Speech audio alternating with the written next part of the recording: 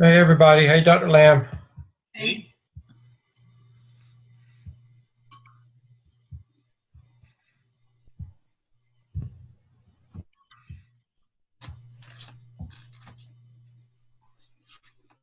Okay. I've already done what I needed to do, Dr. Lamb.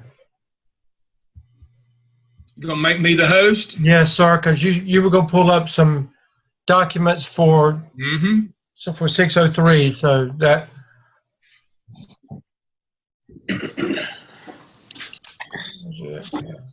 So if you will go to your menu on Manage Participants and then make me the host, I thought I did. we'll see. Okay. I did. There you go. Yeah. So there. But when we get started, we got a couple of minutes. When we get started, let me just speak to them briefly about where we are with final submissions, and then you may want to say something about the final task stream as well, and then the rest of it pretty much is those that have joined in to get a jump start, before we start back on the 17th of January. I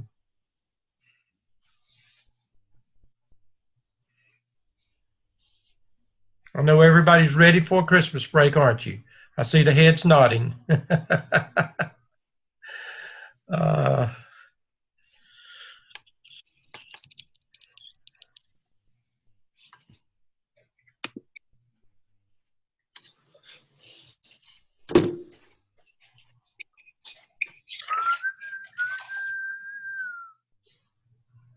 The next, when you see Dr. Lamb in January, you'll see him he'll be a different character.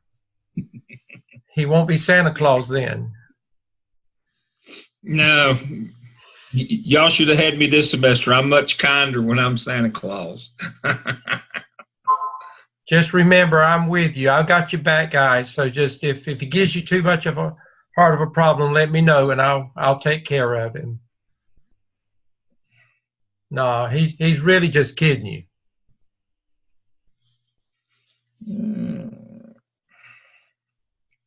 Yep. After the last event this coming Friday night, they're going to get me down and shear me like a goat. Yeah. All right.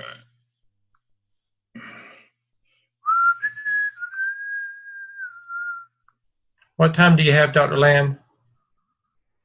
7 o'clock. Okay. And we have 18 participants, including you and me. Others may join, but we're going to move forward with what we've got.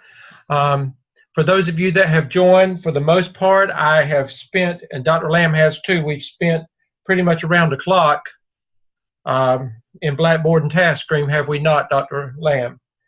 And I just did a final analysis prior to coming on board, and we just have a few more, Dr. Lamb, and we will have successfully completed with these two groups. So I just want to say, for the most part, job well done. And many of you started this journey 15 weeks ago, and some of you thought, I can't do this. You sent me emails, Dr. Lamb emails, and you said, I can't do it. But look where you are. You've accomplished a lot. It is not easy work. You've learned how to pace yourself. You've learned how to balance this with everything else that you have to do. And I just want to say that those of you that are already working in somewhat an administrative capacity, you figured some of this out already. But those of you that are not there yet, this is what administration is all about. It's learning. It's a balancing act every day of your life, is it not, Dr. Lamb? And you'll go in with an agenda, ABC, but based on whatever happens that day, you end up doing X, Y, and Z, but ABC still has got to be done. So that's what you're learning how to do. Now, you're learning how to an effective administrator, they learn how to juggle things, a lot of things. And this semester, I think, has taught a lot of you that. There probably have been times that when you got an email from me, you thought, if Dr. Stedman sends me one more email, I'm going to scream to the top of my lungs. But it was by design and by purpose, and I'm not going to say I'm sorry. I think it pushed many of you to go on and do what you needed to do, and for the most part, most of you accomplished it. That's not going to go away next semester. I hope it's a good thing, but you're stuck with Dr. Lamb and me, and those are those kinds of things I'm going to continue to do because I found that it has worked. It has worked, and if it works, then I say go for it. But those of you that have joined, that have you're finishing up with whatever the final stuff is, I need it. You need to get this work to me so that I can approve it, so that you can get it to Dr. Lamb. And again, time management is very, very important. That is one of the competencies that you have worked with this semester, is one that you'll continue to work with. And for those of you that have not followed the schedule as you should have this semester, I'm going to be tougher on you next semester. I'm not going to let up. I will have high expectations for you, and I'm not going to back down, and neither is Dr. Lamb, and I'm going to push you to adhere to the deadlines, to the schedules. That is why Dr. Lamb is going to share some things with you now. Smart people, even though it's your Christmas break, you are in graduate school, or your add-on licensure, which is graduate school. Smart people will still find time during their break to get some things done and get a head start. So I hope that you'll adhere to some of the suggestions that Dr. Lamb gives you, and then we'll join you. You'll get some correspondence from us after Christmas, and we'll get started again. But again, for those of you that have joined us and you've already submitted your screenshots, you got congratulations, a job well done from me. You've gotten the kudos from Dr. Lamb, and we want to thank you for the hard work that you've done. Dr. Lamb, I'll turn it over to you now. Okay, thank you. Our first question tonight, if we have anything left to turn in, would we have received an email from Dr. Stedman?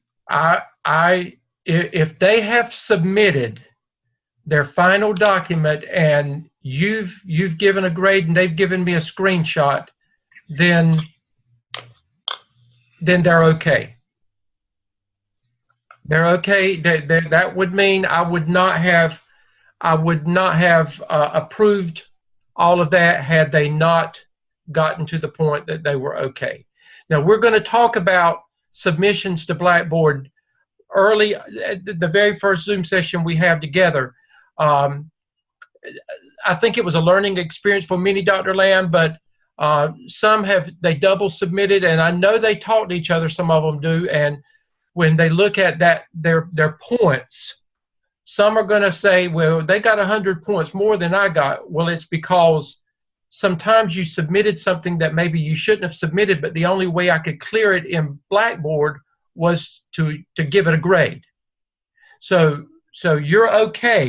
If you have not heard from me, you're okay, but we've got to talk about, making sure that whatever you put in comment section in Blackboard when you're communicating in there, you've got to go to that assignment Dropbox and you've got to put it in there to get a final grade. And I think that may have been where some got a little confused this time, but we'll fix all that stuff. I'm through, Dr. Lamb. All right. A quick task stream note. If you have yet to submit your competency analysis or School of Ed dispositions for 601, go ahead and do that. Don't request comments, just go ahead and submit them.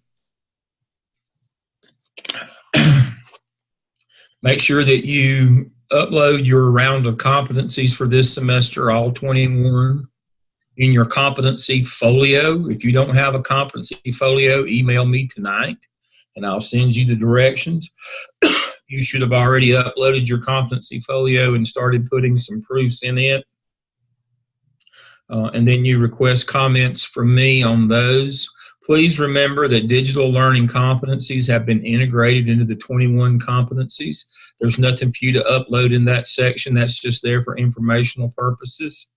And then your internship log, you can put it there for comments as well. If you put your internship log in your DRF portfolio, remember to request comments only. Don't submit it for evaluation. You do that at the end of your program. All right, let's move quickly on to the OMA. In MEL 603, you will have 7 tasks due. You had 9 this semester, so you get somewhat of a break next semester. You only have 7 tasks due. But again, as we've talked about, the summer session when you folks are finishing is so short. If you're smart, you'll go ahead and do at least 9 next semester. The 7 that are required are the 4 tasks of the OMA, and you will submit the final OMA, and the first 2 tasks of the SCIP, task 1 and 2, and the first task of the CAP. My recommendation is that you at least complete all of the OMA and all of the SCIP and get as far as you can on the CAP, because remember, 4 weeks into the summer 10-week session, all work's going to be due. Somewhere around July 1, all work is due. That's about 5 weeks into the session. All that work is due. So, Dr. Lamb. Yes. If you will allow, when you and I are building everything for next semester, and I'm looking at the pacing, if you will allow, I'm going to build in there, along with that, the extra things that you're talking about, so that I'll let them know that it's extra. But if you're smart and you're wise, like I think you are, you'll look at it as just a part of what you've got to do, and we can pace that along as well if Dr. Lamb agrees to that. Yeah, we're going to be on the same pacing schedules we are. The point is, we were on a 9-task pacing schedule this semester. We'll be on a 9-task pacing schedule again next semester.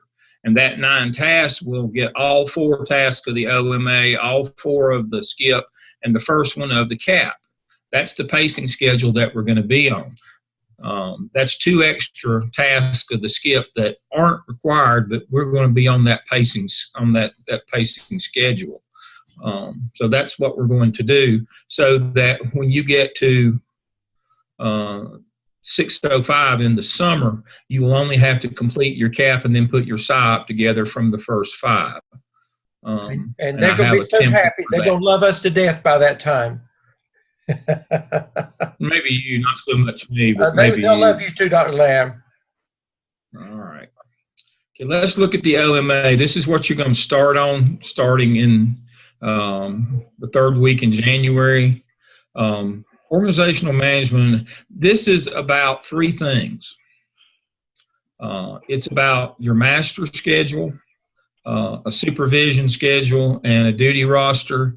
It's about putting together a plan for staff development that goes along with this. And now here's the good news. You've already done the plan for staff development in your APTEL. So task 2 of the OMA is just to copy and paste. So I will have a template for you so that you will know that. But that's the good news is that, and that's why since I allow that for my students and interns, that's going to be 1 less task that you're going to have to do. So that's going to help us with our pacing.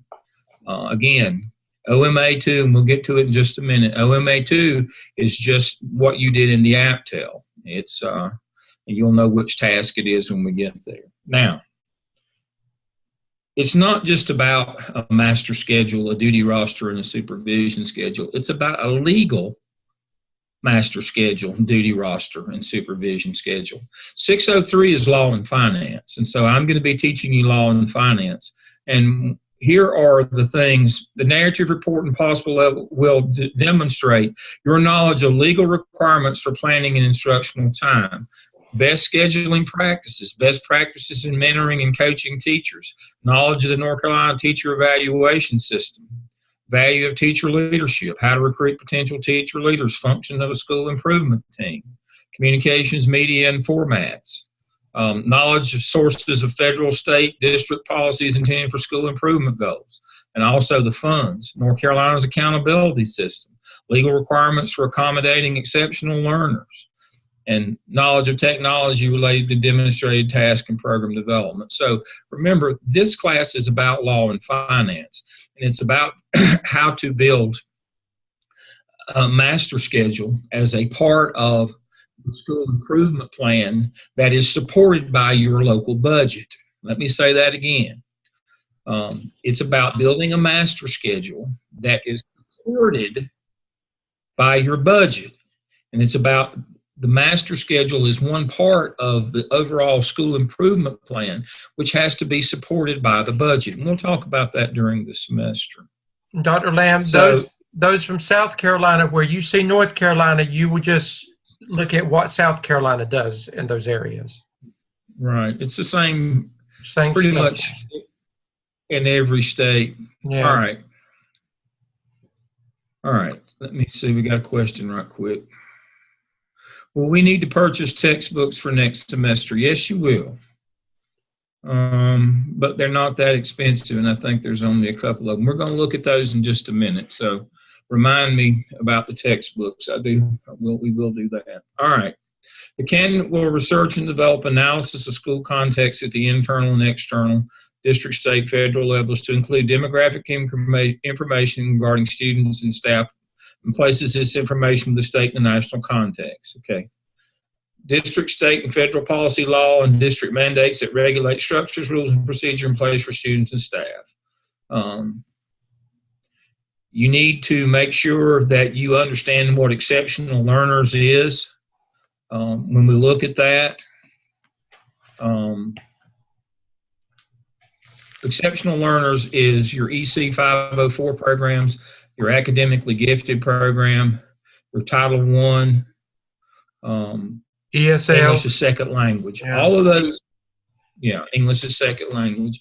All of those are your exceptional learners programs. And so you're going to need to know all the federal and state laws about them. And the last thing is find your local school budget and what input does your school improvement team, who produces the school improvement plan, have in that budget. See, what we're looking for is that there is a marriage or a match between your local school budget and your school improvement plan. Do you put the money into the activities and programs that are in your school improvement plan? You can write the best plan in the world, don't put resources in it, then there's a problem. And also your resources need to go into your master schedule that support, like, say, for example, one of your initiatives is reading. Have you reduced class size, or have you regrouped and done a schedule within a schedule to pull out reading groups? I mean, you understand the idea here is that everything needs to work together as a cohesive unit, that you put your financial resources and your human resources behind your master schedule and your school improvement plan. And so that's the first prompt. And task 2, this is the one, look at this. You've already done this in the APTEL. The candidate will develop a plan for instructional capacity building, instructional in each of the following areas. And so if you'll understand this is what you did in the APTEL. This is task 2 and 3. All you have to do is copy and paste APTEL task 2 and 3, change the heading so it doesn't say APTEL, and you've got it. You took your instrument that you identified in APTEL task 1, you collected your data, and you put together a growth plan, if you will remember. In the APTEL, that's what this is. It's simply a copy and paste. There's another gift to you. In task 3, you develop an analysis of the existing schedule to include the procedures. One of the things that students, where they go wrong in task 3 is they do an analysis of the schedule. We don't want you to do an analysis of the schedule. We want you to do an analysis of the procedures that led to the schedule. All of you have been in school buildings. If you've been in it for a while, you go to the principal's conference room or the principal's office, there's a big whiteboard with yellow stickies all over it in terms of the master schedule when it's being developed. What's the process for putting those stickies? Who, what, where, when, and why? When you come out with a bad master schedule, the worst thing you can do is start monkeying with it, because that only makes it worse. You need to change the process that led to that schedule. You got to start, there's a hierarchy or a rationale. You start with federal law for all your federal programs. You have to make those scheduling decisions first, then state law, then local board policy, then best practices that relate to, like teaching reading before lunch, or best practices in terms of what your school improvement plan says. And then you get to teacher input. You can't get that upside down. Teacher input is in there, but it's number 5. It's not number 1. Federal law is number 1. And so assessment of current schedule, procedures, strengths, and area for improvement, alignment with related school improvement team findings, alignment with legal requirements for ongoing teacher collaboration, planning, and instruction. That's what we're talking about. It's the legal end of this thing. And then you do your competencies in 4. And so I will have documents for you, but remember, this is a law and finance course. Got to follow the law, and your finances, your budget must support your initiatives in your building. That's the overall context of MEL 603 is law and finance. All right. Now, to get over to that question that I had, let me see.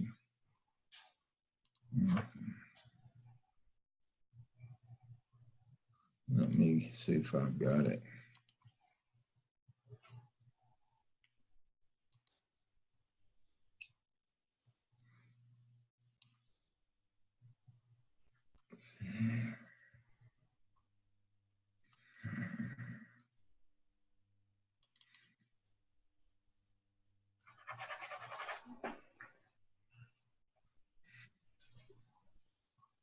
Here it comes.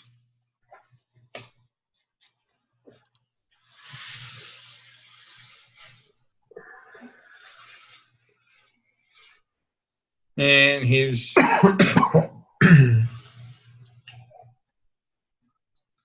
your template. I'll give you this next one. All right. Is it supposed to be up there, Dr. Lamb? Look at it right now. Oh, okay. No. Okay. I'm trying to get to Blackboard. It's still working here. I'm having problems. It's kicking. Well, you just gave me an opportunity to just see everybody at one time, so. It's kind of frightening, wasn't it? Well, they could say that about us.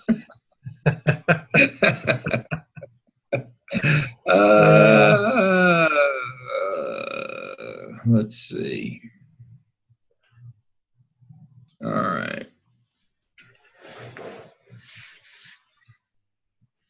All right. Okay, share screen. Here we go. All right, here are your textbooks. The Principal's Guide to School Law, 3rd edition, and Resource Management for School Administrators. There's just 2 this semester, and they're not that expensive. And they're both very good books. Yeah, they are. They're very practical. You'll keep these. And so what I will do, I'll copy that and I'll put it in an email to Dr. Stedman, and he can do a class blast out to you. And he can send you this a lot easier than I can. Yeah, well, just send it to me and I'll. Are you going to send me the task as well for next semester? Because they don't have that yet. So can you send that so I can? I don't think they do. What do they need? The task for the OMA and the other task that what you've shown already. I don't think they have access to that yet, do they? They don't have the scale handbook? Well, okay. Well, it should be in their handbook then. Okay. Yes, in the school handbook. I was just reviewing it. Okay, okay, gotcha. Okay. All right, so y'all, we're back on this one. This is what your shell will look like next semester. And what I do is a class weekly schedule and a task stream requirements weekly schedule. Dr. Stedman and I will put that together since he'll be working as your coach. He'll be in that role for you next semester, and I'll be your instructor. And I have a class weekly schedule. Now, the weekly schedule has your readings, and then each week I come online, and there's your discussion board where you upload for peer review, and then here's where you put your final ones in the assignment Dropbox once your tasks are all completed. Each week I come online. I already have my materials loaded as to what I'm going to cover with you each week. I don't cover the reading. That's on you to do. This is an extension of that. And each one of the discussion board activities that I have for you, which are some people call them assignments, are doing things. Find this, get that, interview this person. There isn't any read a chapter, write a paper kind of thing. This is a practical application of school law and finance. I think you'll have a good time. And let me see. Dr. Lamb, one student asked the question, when would they have access to this course or this information in Blackboard? That won't be until January sometime, I know. A week before class. A week before class, yes, I thought and so. So it'll be due, so unless Emily is late putting them out, it will be ready for them on January the 8th. Now, I meet my classes, 6:03 meets on Wednesday night. Right. 7 o'clock. Every week. Now, I run a 14-week schedule. You'll have 2 weeks off. I haven't determined what those are yet. They'll be based on the university calendar. You'll get Easter week off toward the end, and then about the middle, you'll get the spring break week off. And then we'll have 14 sessions. Other than that, we'll have 14 sessions. We will meet on Wednesday nights. I'll have to look and see. I was doing some pre-planning over the weekend. We will have our first session on Wednesday, January the 17th at 7 p.m. And then we'll have another one the next 2 weeks. Normally I try to go about 7 weeks. So that's 3 and 4, 1, 2, 3, 4 in February. Usually sometime around the first, after about the 7th or 8th week, we'll have the spring break, and I usually try to get that somewhere near the spring break for the university. So spring break will be somewhere around, we'll go about 8 weeks. Yeah. And so normally that'll be about the 14th of March. We'll have a week off there, and then we'll come back for 1, 2, 3, and then we'll have the Easter week off, probably about the 11th, and then we'll finish out the semester from that.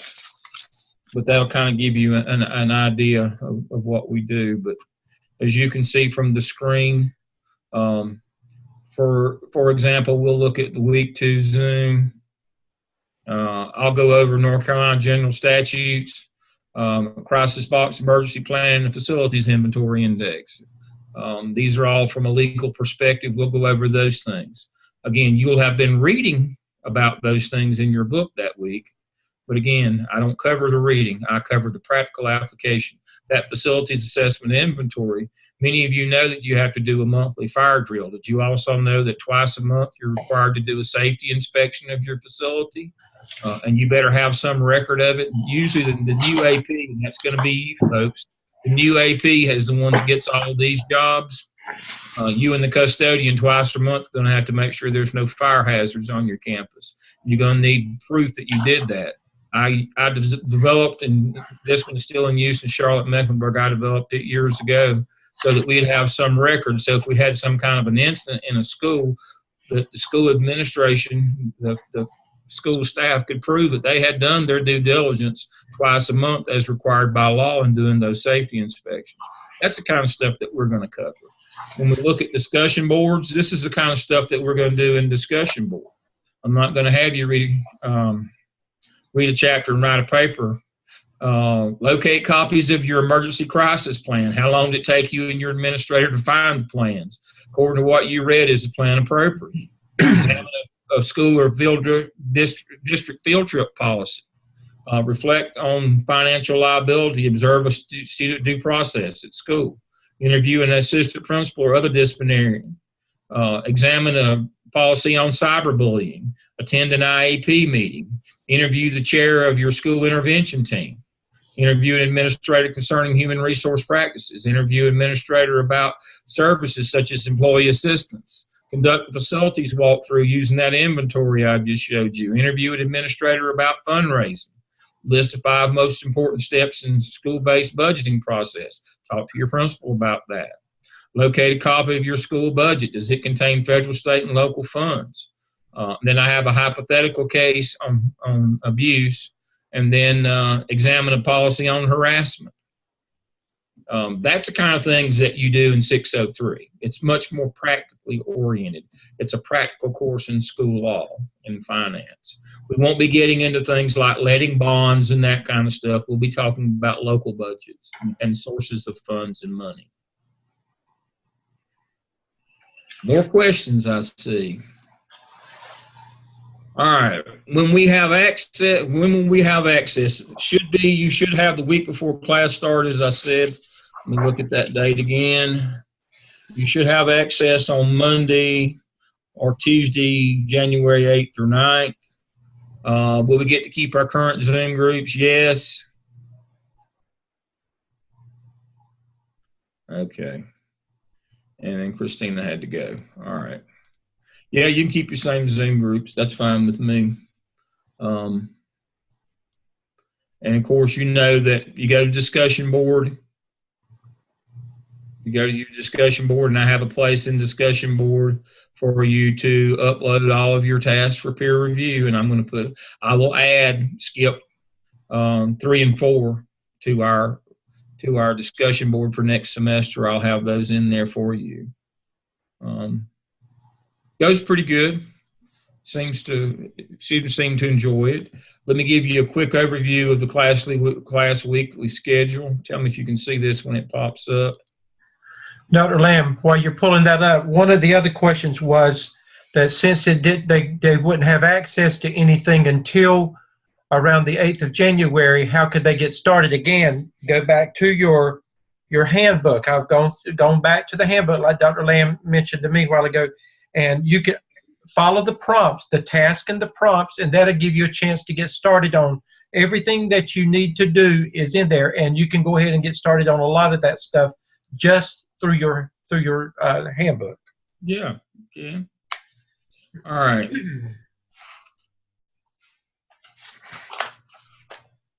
All right. What I will have for you is what you do every week, what you're supposed to read, what our major topic is, and what your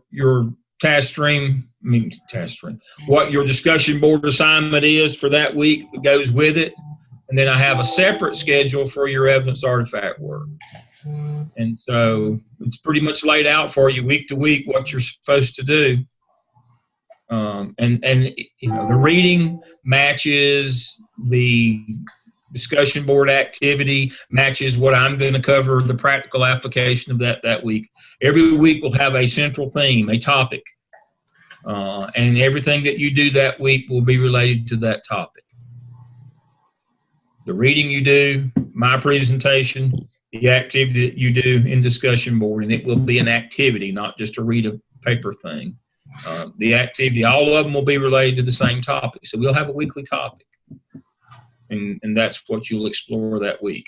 And all of these relate back to your OMA as well, so that the material that we're covering will help you with your OMA. Wednesday nights, 7 o'clock. We'll have a good time. Dr. Stedman, my time is up. Okay, well, I've said everything I needed to say up front. Those that owe me work, just make sure I get it. Those of you that have finished, congratulations. Job well done. But anyway, right. And if don't hear from you, all of you have a Merry Christmas And again, I'm very proud of the accomplishments that many of you have made. I'll talk to you later. Merry Christmas. Merry Christmas, everybody.